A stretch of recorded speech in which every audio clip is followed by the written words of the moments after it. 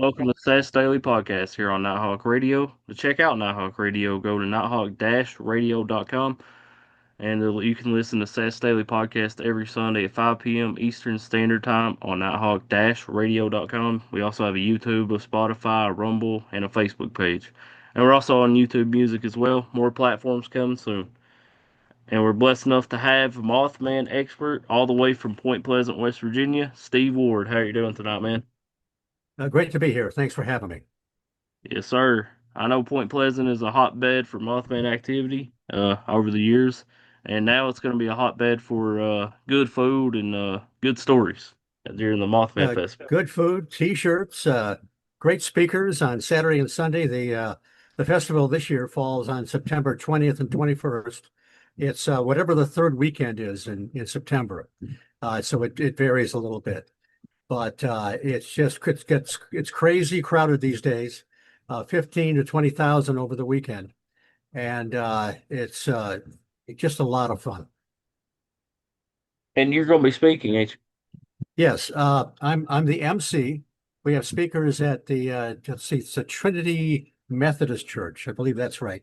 There's so many churches there. I get the names screwed up sometimes, but they're on Main Street and 7th Street, right by the train bridge. And it's a nice venue for speakers, and they'll speakers will be there Saturday and Sunday. Like I say, I'll be the MC introducing everybody, and the last speaker on Sunday at 2 o'clock, I'll be speaking. My running joke is that's when everybody's heading home, so you should be able to get in pretty easy. And my buddy Dave Spinks, he'll be speaking down there as well. He will be. Yep, Yep. I believe he's on Saturday. I don't remember the Dave time right Spinks off, is but a friend of the podcast, friend of the okay, station. good He's a deal. very good guy, man. Love Dave. He's did the podcast a bunch of times, man. Dave is a really nice guy. He's very knowledgeable on Mothman and cryptids. Right. So you got some good speakers for sure. Is Gerhardt, is he gonna be down there? Yeah, Ken Gerhardt's going to be there. Ashley Hilt, Joe Perdue, and Ron Lanham. They've always got a great presentation. Joey Medea will be there. Oh, good Lord. I've got, I don't have the list right in front of me, but check Mothman. There's a few speakers that have been there before, and there are some that I'm not that familiar with. They're maybe their first time there. So check out the Mothman Festival list. And Jeff Wamsley, who runs the festival, who created the festival years ago, and founded the Mothman Museum. He actually co-founded the festival with a lady named Carolyn Harris. He always gets a wide variety of speakers for and it's all free. That event is free. That's a good The, the, lineup, o- man. And like we the only said, thing, what's that? I said that's a good lineup, and like we said, there's good food too. Yeah. Well, the food isn't free, but it's worth No, it. but it's still good. And you can get every kind of a t-shirt you can imagine. It's hard to get into the museum during the weekend because it's so crowded. But there's also the Point Pleasant Trading Company next door. And then a couple doors the other way is Bunker 304, which is kind of like an old vinyl shop with a bunch of old records and music memorabilia. There's plenty to see right in town. There's the Mothman statue right nearby. There's the Great River Walk. If you go 2 blocks north on Main Street, you'll come to 6th Street, and that's where the Silver Bridge originally collapsed back in December of 1967. There's a mural, a memorial, and the 46 names of the people that died are embedded on the sidewalk. And then there is, pardon me, there is the dreaded TNT area, about 9 miles north. It is the McClintock Wildlife Area now. Back in the 40s is where they made explosives for the war effort. So what was it, the West Virginia Ordnance Works or something like that, but it's been forever been called the TNT area. There are tours going out there, but the bus tours are all filled up. But you can drive out there on your own, 9 miles north on Route 62, and you can get directions on how to get there. And what you'll find out there are 100 of these concrete bunkers. Uh, Boy, nice time for allergies to hit, huh? And You can actually get into some of the old bunkers if you follow the directions. And there's a couple things that do cost money. If you do get into the museum, the front part is t-shirts, souvenirs, that sort of thing. And the back part is the museum part, which will cost you about $4.95 for an adult, I think. And the other thing that costs a few bucks, $5 to be exact, is the hayride. We take people out on a hayride on Saturday night, and those tickets sell out pretty fast. So as it is, we have carts going out there all the way till about midnight. There's three tractors, three carts. Two of them are like proper hayride carts with the bales of hay. They usually give me the old man cart with the nice, comfortable seats, which I appreciate. And we take people out for the TNT hayride. It's a little bit like a Halloween hayride. You'll be greeted by men in black with bullhorns trying to turn you away, telling you it's a restricted area. But as I tell people, they're much more like the Keystone Cops than the real men in black. Uh, I go in ahead of time and I set up a bunch of critters, creepy crawlies, giant rubber spiders and furry spiders, light up their eyes.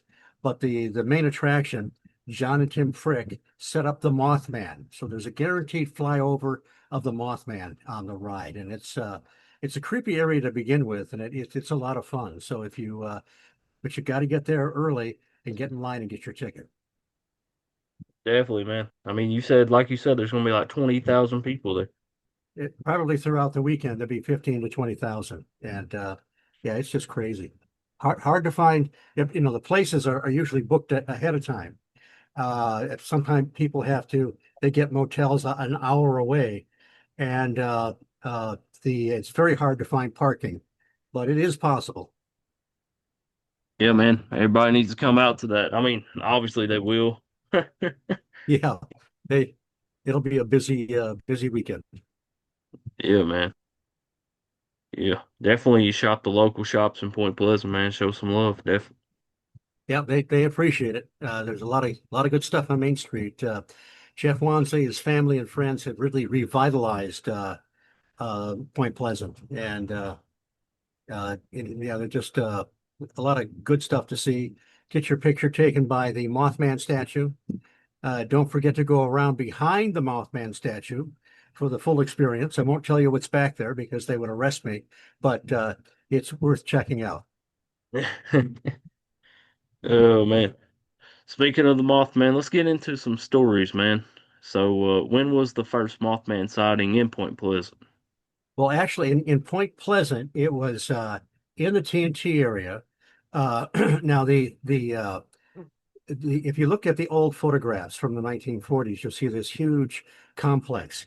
Well, they tore most of that down, not everything. The old North Power Plant was still standing. Now, this wasn't actually the first sighting of the Mothman. I think John Keel records one in Mothman Prophecies a couple years earlier near the Chief Cornstalk hunting ground, if I remember correctly. But the first big one that hit the wire services was there were two couples, the Scarberries and the Mallets.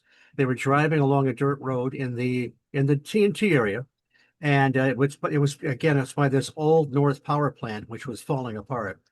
And Linda Scarberry saw what she thought was a man in the middle of the road, and she said, "What's that man doing there?" And that man spread his wings, and then they noticed it had red eyes. It started shuffling off toward the North Power Plant. They decided to leave, and it followed them into town. They stopped at the police station, gave their statements. You can see the original statements in the Mothman Museum. There are the handwritten statements that are up on display, and their stories were all the same. And that hit the wire services all over the world, including the Military Stars and Stripes newspaper. That's why I was in junior high school in Michigan when that sighting took place. So I read about it in the local newspaper. And but there was a sighting of apparently the Mothman a few days before that on November 12th, because this was November 15th when this happened. But November 12th in a place called Clendenin, the cemetery there were five diggers, and they were digging a grave, and four of them saw this thing, this apparition or whatever. It had red eyes, a wingspan, scared the hell out of them. And just recently, a man named Emil Gibson. He was one of them. He's the last surviving one, but he didn't actually see it because he was 6 feet down in the grave, digging the grave, and he heard this commotion. They pull him out, and he said by the looks on their faces, he knew they weren't making this up. So he's the last survivor of that incident, and he came forward recently. Also, now the Scarberries and the Mallets, they they all gave their statements, their stories early on, uh, and then uh, and then they got real quiet. A few years back, Linda Scarberry came forward and told her story. She's no longer with us. And then last year, Roger Scarberry, who had been quiet for over half a century, came to Jeff Wamsley and said, I'm tired of hearing people tell my story incorrectly. I want to set the record straight. So Jeff scored a more recent in-depth interview with Roger. Now, that's going to be in his next book. So right now it's under double secret probation. I can't talk about it because I was in on part of that interview. But one thing I can tell you, the day before Jeff set up the interview, he said to Roger, Roger, just tell me, did it really happen? And Roger said, it scared the hell out of us. And then shortly after that, a woman named Connie Carpenter. If anybody has read the book, The Mothman Prophecies, she's a young lady who was still in high school. She was driving by the Mason County Golf Course. I think it was on a Sunday. And she sees this thing, this 6, 7 foot tall entity, red glowing eyes, 10-foot wingspan, take off straight up like a helicopter without flapping its wings, flew over her car. And so she came forward recently and gave Jeff an in-depth interview after being quiet for over half a century.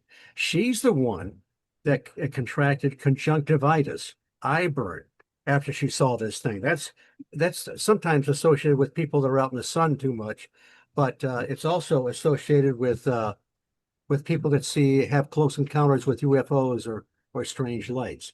So that interview and also the interview with Emil Gibson will be in there too. So Jeff has already got two books out. Mothman, The Facts Behind the Legend. These are oversized books, and Mothman Behind the Red Eyes. And they're both valuable books. They both have interviews with some of the original experiencers in more recent years, so that these things happened a long time ago, and people think, oh well, they misinterpreted something or whatever. It's not going to hold up. But it was great when he was able to talk to all these people and catch up with them. Now that was some years ago. So and he's had this third book on the back burner for a long time. I know he's got a lot of other material for it. So we're all looking forward to that. But that's kind of how the whole thing started. And then there are several other major witnesses that came up. John Keel talked to a little over 100 people that year between 66 and 67 that saw basically the same thing. They didn't all see exactly the same thing. A man named Tom Urey saw something more like a thunderbird, but many of them saw the sort of humanoid, 6 foot tall, red glowing eyed, winged creature. Have you talked to any of the surviving people from the bridge collapse? I talked to this is back in 2017. This was the 50-year remembrance ceremony. I was still living in Michigan, and I drove down for that ceremony. They would have one every year on Main Street in Point Pleasant, right by where the memorial is. And the next day, a friend of mine and I went down to the River Museum, which is a great museum that covers all the history of the commerce on the river and so forth. There was a man there named Bill Edmondson, and he was there with his family. And he was 88, which means he was 38 when he was crossing the bridge that night.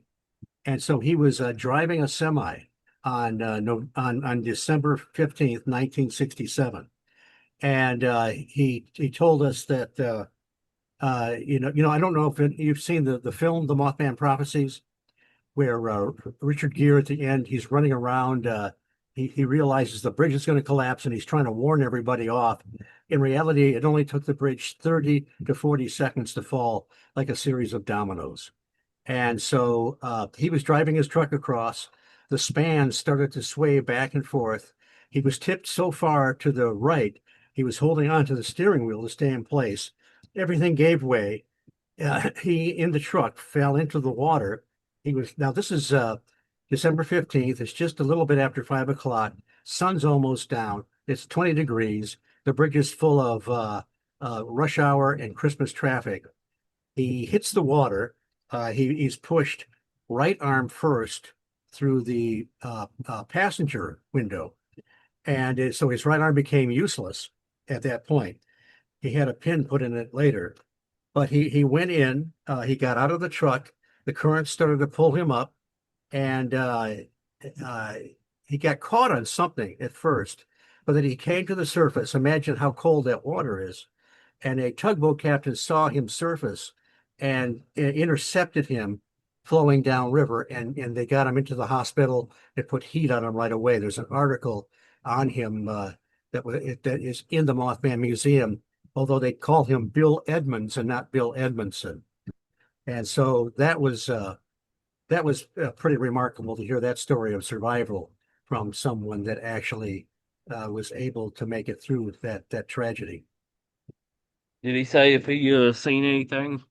No, he was just, I'm sure he was just focused on what was happening. He didn't see anything like that. So I don't know. There's some rumors that some people saw something. I'm always a little cautious because there have been other bridge disasters, and people afterwards sometimes the rumor has surfaced that they saw some winged creature or whatever. Personally, I'm not convinced that Mothman was a harbinger. He may have been. I just tend to think that all this stuff was happening at the same time and may not have been directly connected. Just a coincidence. I think possibly. I could be wrong. No, there's no definitive answer on that. There are some people that think that whatever this was caused the bridge disaster. I don't. Others think it was just kind of like a warning. But I've always said, if we're being sent a warning, just scaring people and chasing cars doesn't cut it. We need more specific information, seriously, if we're going to avert this tragedy. But a lot of strange things were going on at that time. I mean, there were cattle mutilations, the so-called Men in Black, UFOs flying overhead. John Keel he was in contact with several people that he called silent contactees. Now, these are people that firmly believed they were in contact with some other intelligence, some alien or whatever.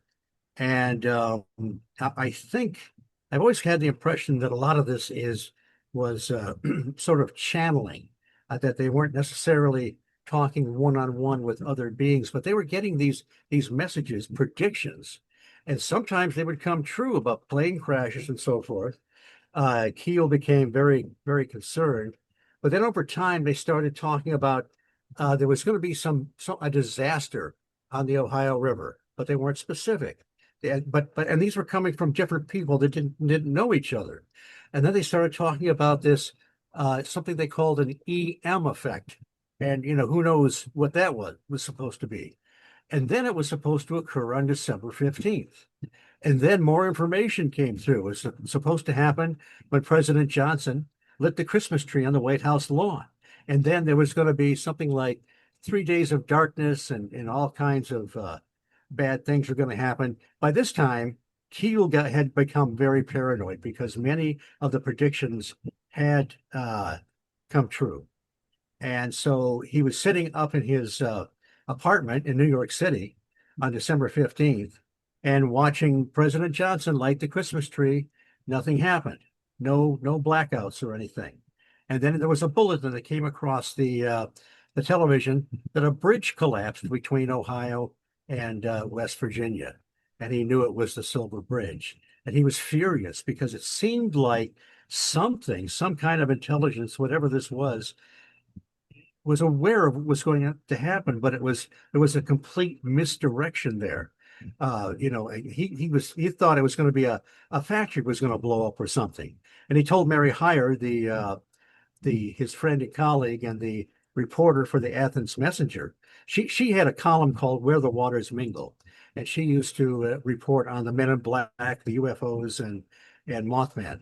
And he told Mary, "Don't tell anybody that my suspicions, because if a factory does blow up, they're going to come after me." So it was just a very, very strange time. A lot of this is reflected uh, the in the book, uh, about the upcoming disasters and so forth. Mary Hyre had a was having dreams about packages, Christmas packages floating on the water, but she didn't connect it with the bridge. There were several signs, but nobody really connected it with the bridge. In What I was about to say is that in the book, The Mothman Prophecies, chapter 16 is called "Paranoiacs Are Made, Not Born." And Keel admits, he was on Coast to Coast AM years ago when the movie came out, talking to Art Bell. He said, the movie really captured the feeling I had of paranoia. So, and it was because a lot of these predictions were coming true, plane crashes and disasters and so forth. But not everyone, they didn't all come through. It's like these people were being led along by this intelligence, this trickster or whatever, and then abandoned at the last minute. Hmm. That's very interesting, man. That's the So, one part of the book that people don't always talk about. The Mothman prophecies part is pretty fascinating. It's all part of the strange, the high strangeness that happened at that time. yeah.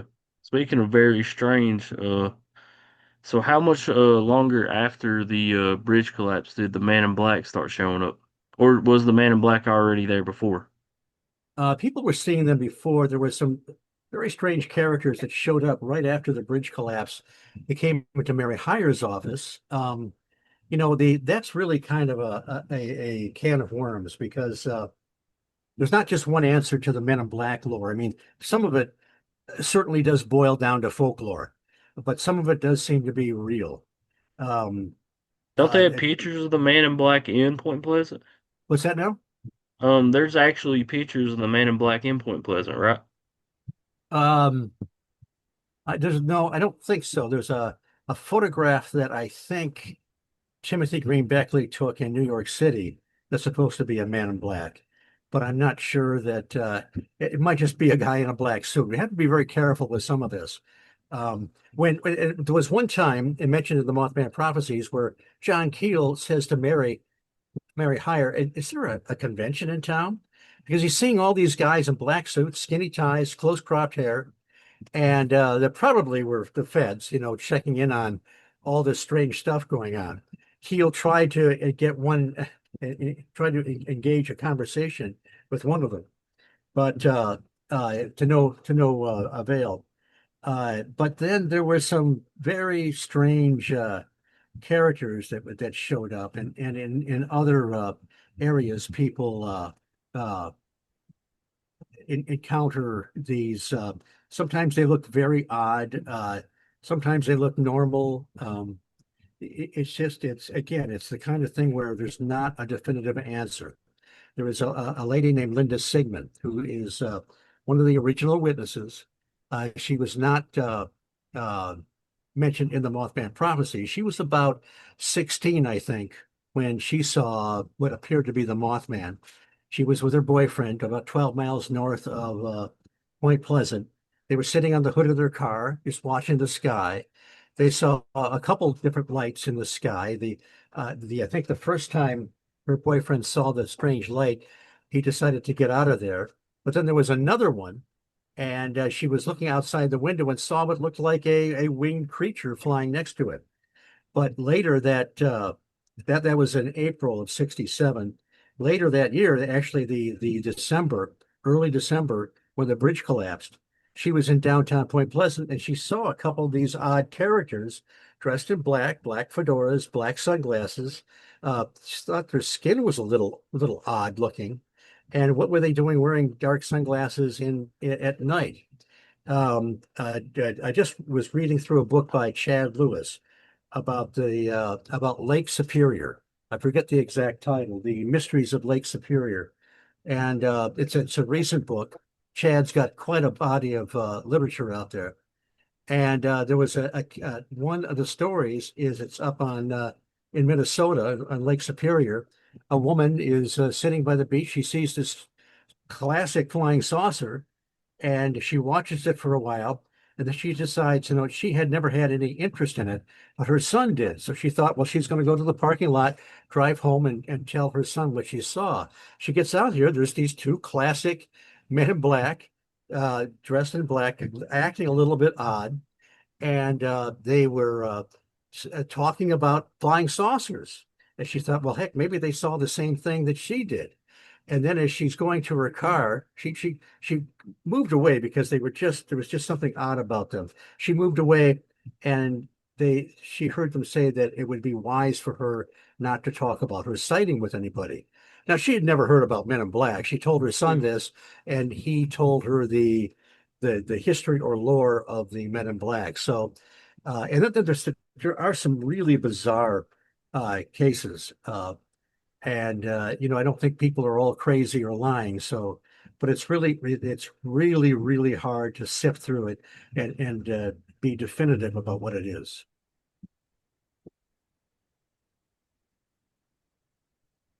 Yep. Man in Black's always been a interesting. I don't know if you want to call it alien or Well, a I don't. entity. There we go. Yeah. Now Nick Redfern has written some pretty interesting books on the Men in Black. Although one of his books, he speculated that he thought that some of these might be some kind of subterfuge. The government sending people out to be Men in Black to try and I don't know, test the limits of one's belief or poison the well or whatever. But so if that's the case, then it's really even a bigger mystery, a bigger mix of, how do we figure out what's real and what's not? Yep. Definitely, man. So, I know you've talked to Darren Berger, um, when she was alive. You talked to her Uh, about what her dad seen, right?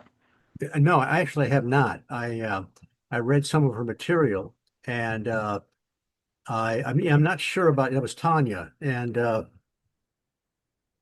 don't know. The story seemed to grow with her over the years. Originally, she told some friends of mine that she did not remember. She remembered somebody coming to the door to talk to her dad that may have been Indrid Cold, but she wasn't sure. So I don't know. I don't know what's true and what's not. Uh, if her memories got better or if there was some embellishment. I just don't know. But the Indrid Cold stuff is just bizarre. I mean, it's sort of a close cousin, I guess, to the Men in Black. And Woodrow Derenberger, it seemed like some of his stuff might be legitimate, but he wrote a self-published book called Visitors from Lanulos. And boy, that gets pretty wild. It seems like, I do remember this, that Tanya wrote, this is years ago. She wrote a review for Visitors from Lanulos on Amazon. And she said that her dad had some initial experiences that were legitimate, but later on he embellished some of it. And some of it does seem embellished. It seemed kind of like way off the cliff. But so I don't know if she maintained that or not over the years because obviously she's no longer with us. But uh, yeah, it's just here's the thing. It's all these things are not straightforward. John Keel and Mary Hyre got a call, a contact from a gentleman that had an experience very similar to Derenberger, but Derenberger's happened afterwards, shortly afterwards. This guy was traveling on Route 77 South, saw this elongated craft. It lands. The guy gets out and they have this sort of a pointless conversation with him and takes off. And he's freaking out on this. And he goes to Mary Hyre and he says, I just gotta tell somebody about this. I was starting to drink again. And so it's Keel was going to go forward with it. He interviewed him and publish it. And then the guy said, "You know what? We're just." He was with another man, I think, in the truck. We're just not going to go through with it. And Keel said, "Well, why?" And he said, "Well, that scientist fella said we should forget all about it." And Keel said, "What scientist fella?" And he said, "Well, I don't know, but he seemed to know what he was talking about." And Keel said, "Well, how did he find out about your story? You only told me and Mary Hyre." And he says, "Damned if I know." And so Keel said, "Okay, we're not going to go through with that because it's a blind item."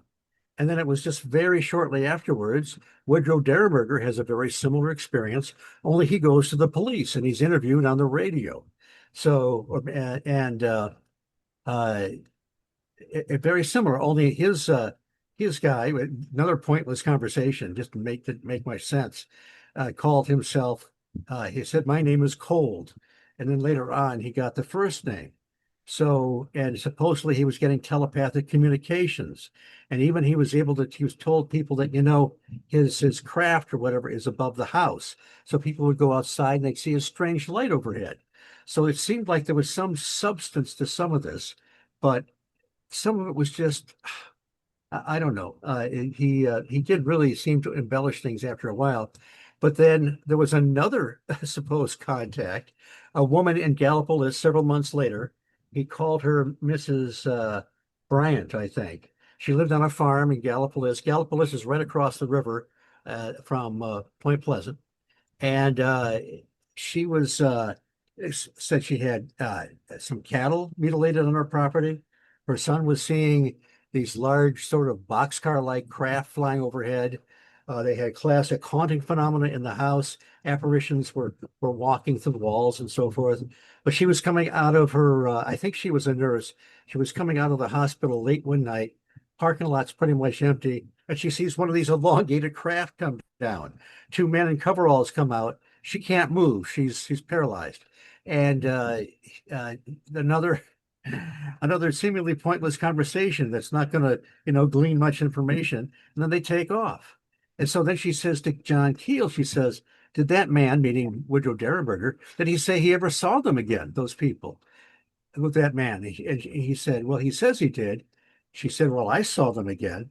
She said she saw them in downtown Gallipolis in street clothes, and they walked by her and kind of nodded at her as if to say, "Oh yeah, we saw you when we got out of our spaceship."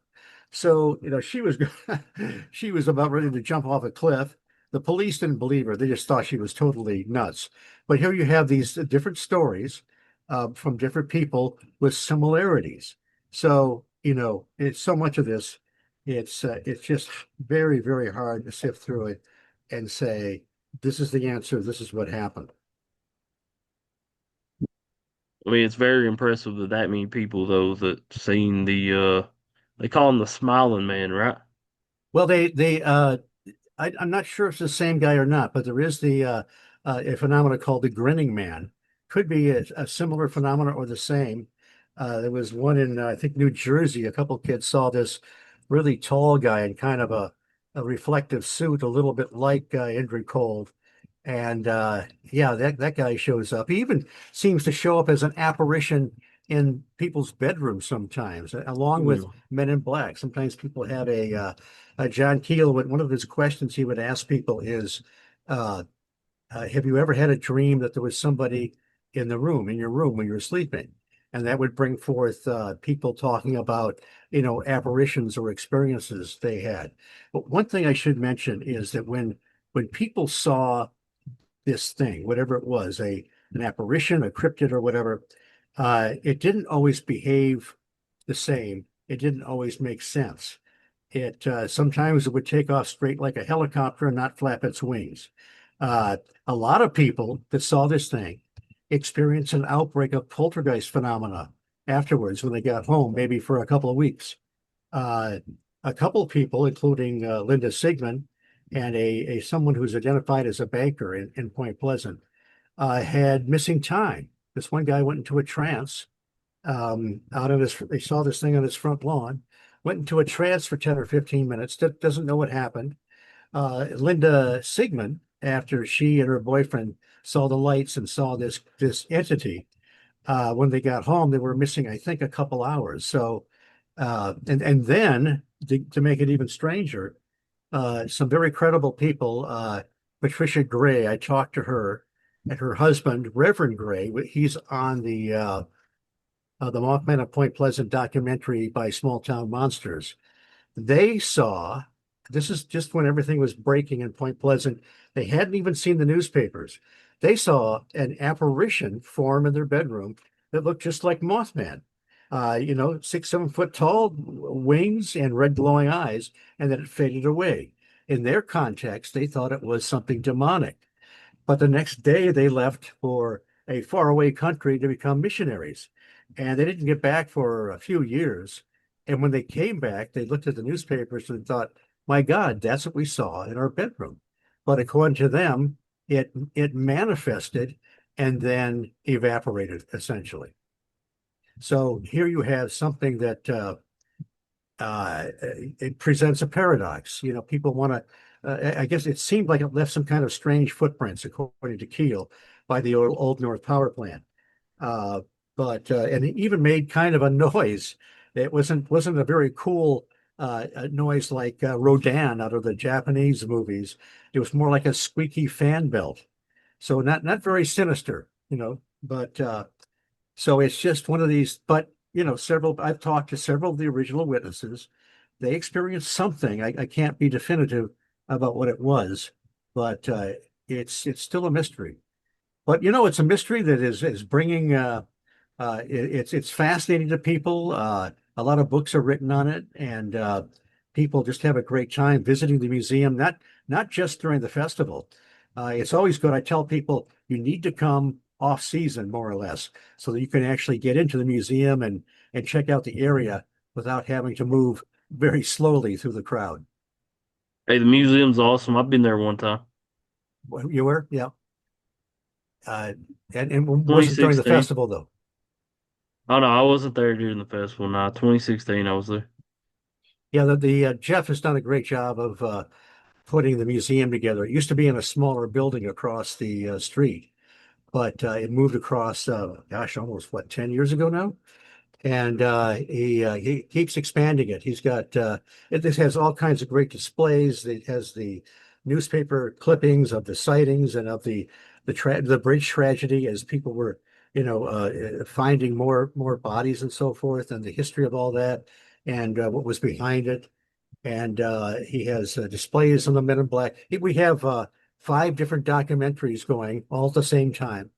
2 of them by Small Town Monsters, the Mothman of Point Pleasant and the Mothman Legacy. There is a documentary that came out about the same time the movie did, that's playing off in a separate room where you can sit down and watch it like a movie. And then there's a couple. There's one from the Travel Channel and one from the Learning Channel. The Travel Channel has a segment on Indrid Cold, and the Travel Channel has a segment on the Silver Bridge collapse and what happened. So it's just really extremely well done and very well put together. And you can we've got all kinds of different uh, uh, Mothman in there. We got a costume that people were wearing for the festival at times, but it's pretty hot to be in that, so they don't really use it much anymore. The Bob Roach is the man that created the the sculpture of the Mothman out of stainless steel. And if you go through the flood wall opposite that statue and make a left, you'll see other sculptures by Bob Roach, like figures out of history, like Chief Cornstalk. If you go all the way down to the end where the 2 rivers come together, the Ohio and the Kanawha, that's where Chief Cornstalk is buried, to Windy Way Park. So there's the weird history and the American history there. There's much to see. Now, a lot of people believe that the Native Americans put a curse on the Point Pleasant. That's why the bridge collapsed. That's a theory. Right. I think that's one we can reject. Now, Chief Cornstalk was a Shawnee warrior. He was a peacemaker, and he was betrayed and murdered. If anybody had a right to utter a curse, he did. But I don't believe it happened. A gentleman named Denny Bellamy, who runs the tourist bureau there, they were tearing down an old school one time, and behind one of the walls was a an old closet where they stored a bunch of books and stuff. They found an old play in there. I don't know if it dated back to the 1920s or when it was, but maybe even earlier, but it was a play about Chief Cornstalk, and they dramatized his death. And they think that's probably where the rumor came from that he uttered a curse. The thing is that there are a lot of these sort of high strangeness areas all over the globe. Uh, Skinwalker Ranch, the Bridgewater Triangle, Marley Woods, on and on. And I don't think we can claim that all these things are due to Native Americans uttering curses. I think we really have to look elsewhere to find the explanation. Yeah. Uh, I agree with you. I agree with you. I think it's all BS. But it's colorful, I mean, people love to retell stories like that, colorful stories.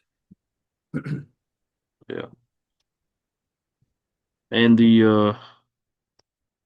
I mean, the man in black dude is obviously going to be at the festival, the Mothman Oh, yes. Festival. They We will got always have, Junebug, man. what's Junebug that? from In Dark Places. He has a show on our station. He's going to Oh, okay.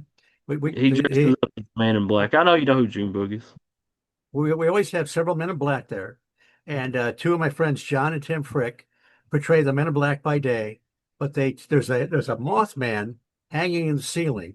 I'm giving away the secrets here. Hanging in the ceiling of the museum. They take him down, they hide behind the old acid plant during the Mothman hayride. They have him set up ahead of time. He's rigged on a wire. They have this ingenious low-tech hand crank delivery system to deliver the Mothman. His eyes have battery power behind them, the red eyes, and they blast a sound effect over speakers. And I'm sworn to secrecy on where they got the sound effect because Yeah. I think it's copyrighted, and we don't want these guys to end up incarcerated. If they don't pay royalties. But it's a blast. And it's fun to tease people when we're coming around the corner. Sometimes you can see the Mothman up in the distance, see his red eyes. And this one little girl one time kept pointing and said, look, it's like it's the Mothman." And I said, "Oh no, young lady, we're not going to see the Mothman. He just showed up in the 60s. That's just a trick of light and shadow." And of course, the Mothman flies over, and I said to her, "That's the Mothman. Why didn't you tell me?" Boy, she gave me a look. But it's just a lot of, it's always so much fun the to have the interaction with the people on board the carts. They're the three tractors and three carts, and it's we just keep going round and round all night. Well, not all night, but until about 11 or midnight, and the people just really have a good time. And you also have a radio show. Let's talk about that a little bit. I have a podcast called The High Strangers Factor. It's been around about 5 or 6 years, a hiatus now and then.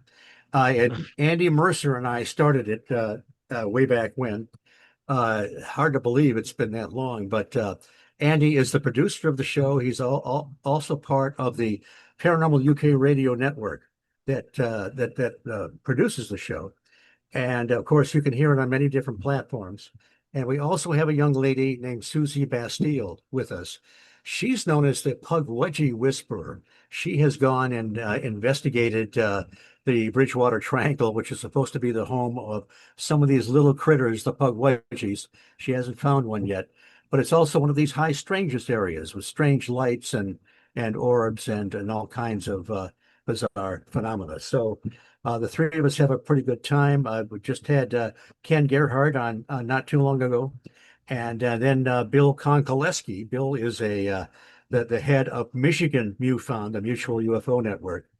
And boy, over the years, I've had Nick Redfern, Alan Godfrey. He was had a classic UFO sighting in the 80s, and Todd Morton, England.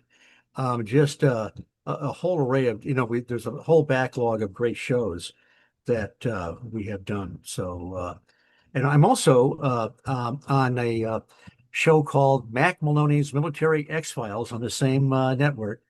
Mac Maloney helms it. I'm just a lowly correspondent. It's a crazy show. We always have a lot of fun.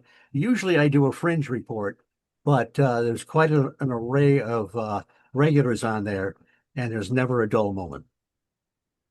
That's pretty cool, man. You said military files? Yeah, Mac Maloney's Military X-Files. He has written several books, UFOs in the military, that kind of thing. That's kind of what he does a lot of background. He's the guy that wrote, if you've ever seen the Wingman series, kind of a fun series. It's one of these post-nuclear Holocaust deals where people are trying to survive and rebuild the U.S. They're a lot of fun, very entertaining. So, and I also have a book out. Mark Randall and I have a book called Mothman High Strangeness. It's mostly his artwork, graphic art, and it takes you through the year of the Mothman, the year of the Garuda, and he and I wrote the pieces for each segment. Like I wrote the piece for John Keel and the Silver Bridge and so forth. But there's everything in there. The Mothman, um, uh, the Indrid Cold, Woodrow Derenberger, everything that whole year, all the different aspects are covered in the book. You can get that from Amazon. Or you can get it at Mark Randall will be selling them at the Mothman Festival. I will not have time to have a table or do anything like that. I'm going to be introducing speakers and getting ready for my talk, and also preparing to go out Saturday night for the tours. And in the meantime, I've got, if you could see my front room, I've got all kinds of monsters on my couch and all over the place that I plan to hang up in the TNT area. Most of them are, at least they have their eyes will light up. They don't move around too much, but some of them are kind of uh, cobbled together oddities, giant furry spiders and that sort of thing, just to add a little bit of ambience to the hayride. Definitely, man. Steve, I appreciate you being on, man. Hey, my pleasure. Thanks for having me. Definitely, man. I want to thank, I'm gonna call you an expert. Mothman Okay. expert Steve Ward. I appreciate Mothman expert Steve Ward for being on. I want to thank everybody for listening. Check out Seth's Daily Podcast every Sunday at 5 p.m. Eastern Standard Time on nighthawk-radio.com. Everybody have a good night and God bless.